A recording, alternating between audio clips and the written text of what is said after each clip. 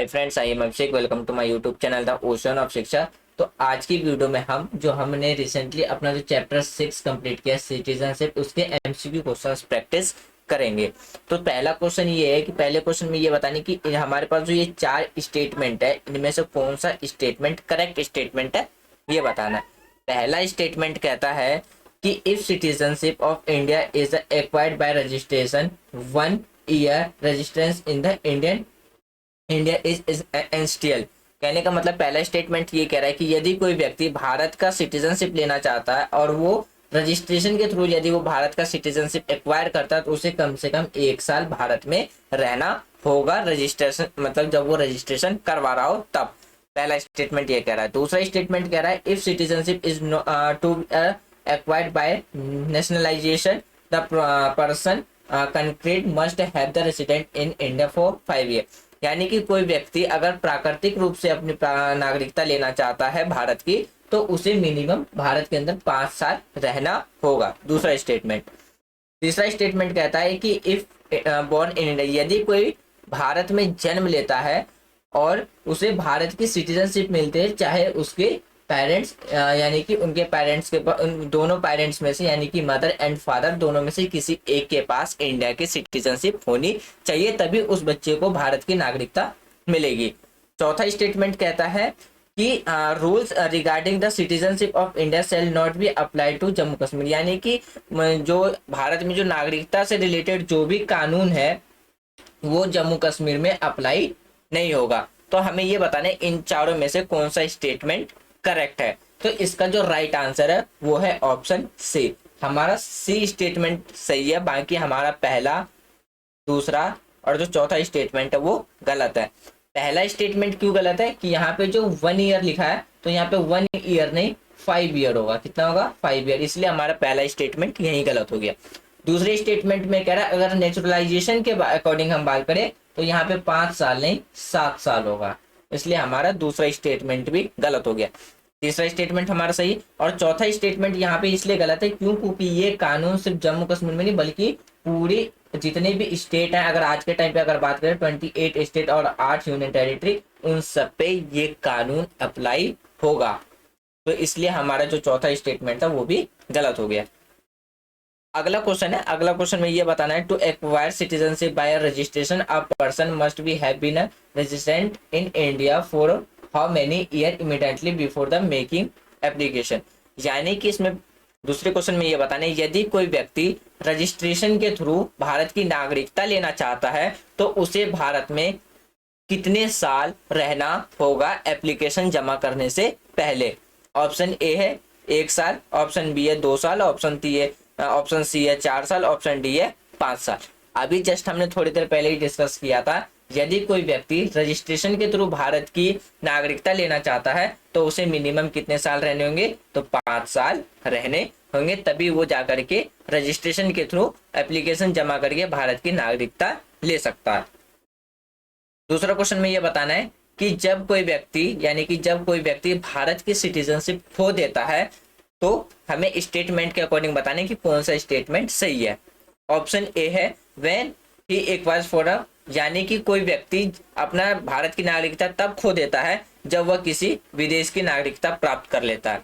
दूसरा स्टेटमेंट कहता है कि अपनी नागरिकता को वो अपनी इच्छा से क्या कहो तो वो छोड़ दे, यानी कि परित्याग कर दे। तीसरा स्टेटमेंट कहता है जब सरकार किसी कारण से नागरिकता से वंचित कर, यानी कि जब केंद्र सरकार के द्वारा किसी पर्सन से सिटीजनशिप छीन ली जाती है तो इस तरीके से वो भारत की भी नागरिकता खो सकता है। तो हमें, और डी कहता है तीनों स्टेटमेंट सही है। तो हमें ऑप्शन के अकॉर्डिंग बताना है कि कौन सा स्टेटमेंट इसमें सही है। तो इसका जो आंसर है वो है डी, यानी कि ये सारे स्टेटमेंट क्या है तो सही है। हम इन सारे तरीके से अपनी सिटीजनशिप को क्या कर सकते हैं तो लॉस कर सकते हैं। यानी कि अगर हम किसी दूसरे कंट्री की सिटीजनशिप लेते हैं तो हमारी जो इंडियन है यानी कि इंडिया की जो सिटीजनशिप है वो ऑटोमेटिकली टर्मिनेट हो जाएगी, अपने आप हट जाएगी।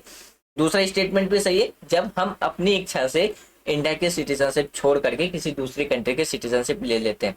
और तीसरा जो स्टेटमेंट है इसमें भी ये भी सही है। क्यों? क्योंकि इसमें केंद्र सरकार किसी भी नागरिक का जो नागरिकता है वो खत्म कर सकता है यदि वो कॉन्स्टिट्यूशन के अगेंस्ट में जाकर के काम करता है, यानी कि देशद्रोह के रूप में अगर वो काम करता है या वॉर के टाइम पे वो अपने एनिमीज कंट्री के साथ ट्रेड करता है या कम्युनिकेट करने की कोशिश करता है, तो ऐसी कंडीशन में जो सरकार है, हमारी गवर्नमेंट है, यूनियन जो हमारी सेंट्रल गवर्नमेंट है, तो ऐसी कंडीशन में वो नागरिकता खत्म कर देता है। तो इसलिए जो हमारा चारों के चारों यानी कि ये तीनों स्टेटमेंट सही है। चौथा क्वेश्चन है सिटीजनशिप को किस लिस्ट में रखा गया है। ऑप्शन ए है स्टेट लिस्ट, ऑप्शन बी है यूनियन लिस्ट, ऑप्शन सी है कंकरेंट लिस्ट और ऑप्शन डी है none of the above. State list वो लिस्ट होता है जिसमें कि राज्य सरकार कानून बनाती है, यूनियन लिस्ट जिसमें केंद्र सरकार कानून बनाती है, और कंकरेंट लिस्ट जिसमें केंद्र और राज्य दोनों सरकार कानून बनाती है, और डी बताना है नन ऑफ द अबव। तो जो सिटीजनशिप है वो भारत के किस लिस्ट में रखा गया, तो भारत के यूनियन लिस्ट में रखा गया, यानी कि अगर बात करें citizenship is the union list under the constitution of India, इसलिए हमारा जो राइट आंसर है वो है ऑप्शन बी। फिफ्थ क्वेश्चन में ये बताना है कि आर्टिकल 1 से लेकर के आर्टिकल 5 किस चीज के बारे में बतलाता है। ऑप्शन ए है यूनियन एंड इट्स टेरिटरी, यानी कि भारत के राज्य और संघ क्षेत्र के बारे में बताता है। ऑप्शन सी बी है सिटीजनशिप के बारे में बताता है। ऑप्शन डी है फंडामेंटल ड्यूटीज के बारे में बताता है, और ऑप्शन डी है फंडामेंटल राइट्स के बारे में बताता है। तो इसका जो राइट आंसर है वो है ऑप्शन बी, यानी कि जो आर्टिकल 1 से लेके 11 तक है वो किसके बारे में बताता है, तो सिटीजनशिप के बारे में बताता है। अगर हम बात करें 1 से लेकर 4 तक जो आर्टिकल है वो बताता है हमारा यूनियन एंड इट्स टेरिटरी के बारे में। फिर हमारा ये 5 से लेकर के 11 तक किसके बारे में बताता है, सिटीजनशिप के बारे में बताता है। और ये हमारा बताता है 12 से लेकर के 32 तक फंडामेंटल राइट्स। उसके बाद अगर हम 36 से बात करें तो हमारे जो हम फंडामेंटल ड्यूटीज की बात करते हैं तो वो हमारा आर्टिकल 36 से आता है। और अगर हम फंडामेंटल ड्यूटीज आता है हमारा आर्टिकल 36 से लेके आर्टिकल 52 तक। और हमारा जो फंडामेंटल राइट्स है वो आता है हमारा 14 से लेकर के आर्टिकल 32 तक।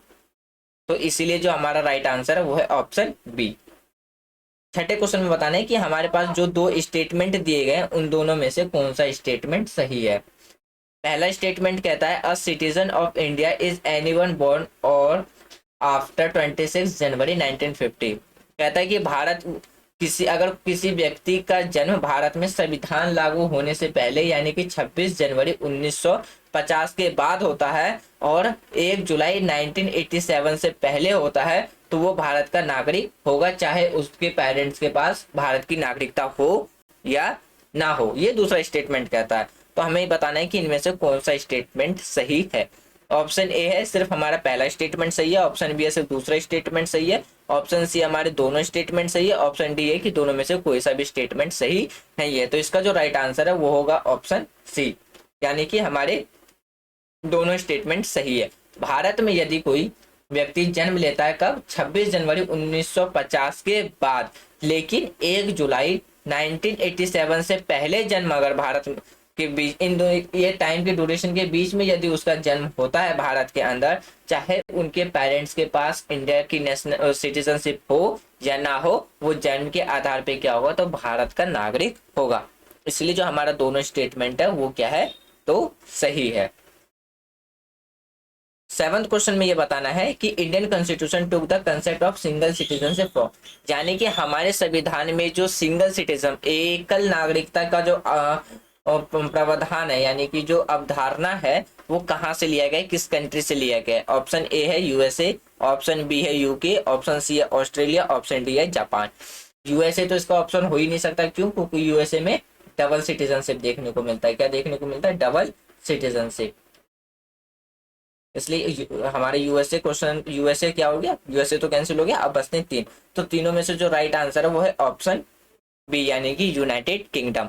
यानी कि अगर हम बात करें हमारी कॉन्स्टिट्यूशन में जो सिंगल सिटीजनशिप का जो कंसेप्ट लिया गया है वो हमने यूके की यानी कि यूके से लिया गया है। क्यों, क्योंकि जब हमारा कॉन्स्टिट्यूशन बन के तैयार हो गया था और जब हमारा संविधान लागू हुआ उससे ठीक 3 साल पहले यानी कि 200 साल तक किसने रूल किया था हमारी कंट्री पे, तो अंग्रेजों ने ही रूल किया था। इसीलिए जो हमने जैसे पार्लियामेंट्री सिस्टम हो गया या हम सिंगल सिटीजनशिप हो गया, तो ये हमने कहाँ से लिया है, तो यूके के ही कंसेप्ट से लिया है।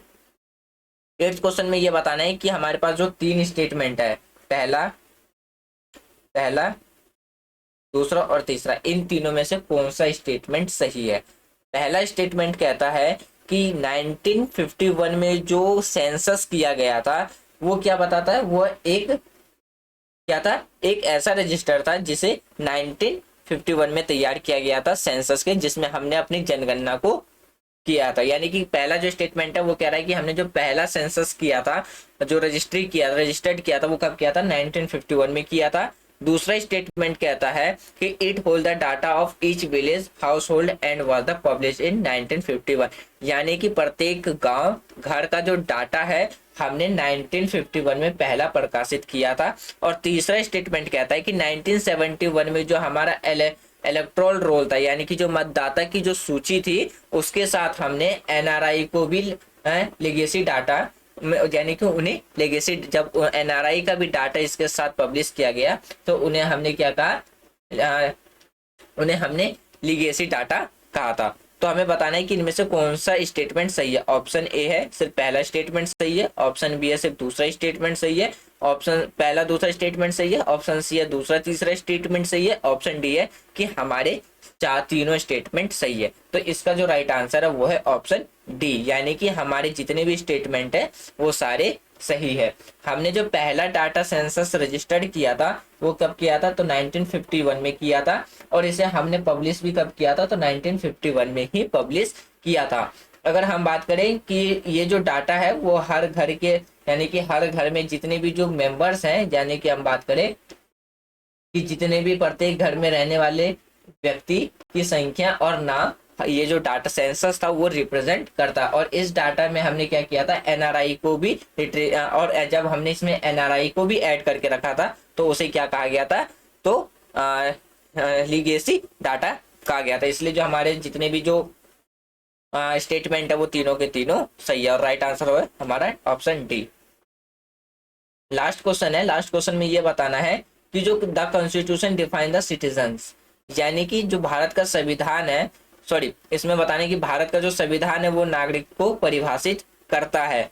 किस तरीके से करता है। ऑप्शन ए है यानी any person born in India, यानी कि कोई भी व्यक्ति भारत में जन्म लिया हो। ऑप्शन बी है रजिस्ट्रेशन के थ्रू उसे क्या करना हो, तो उसे कम से कम भारत में 5 साल बिताया गया हो। और सी कहता है any person who is born in India और his her parents are born in India, यानी कि कोई पर्सन, अगर व्यक्ति भारत में जन्म लेता है तो उनके पेरेंट्स में से, यानी कि मॉम या डैड में से, माता या पिता में से किसी एक के पास भारत की नागरिकता होनी चाहिए।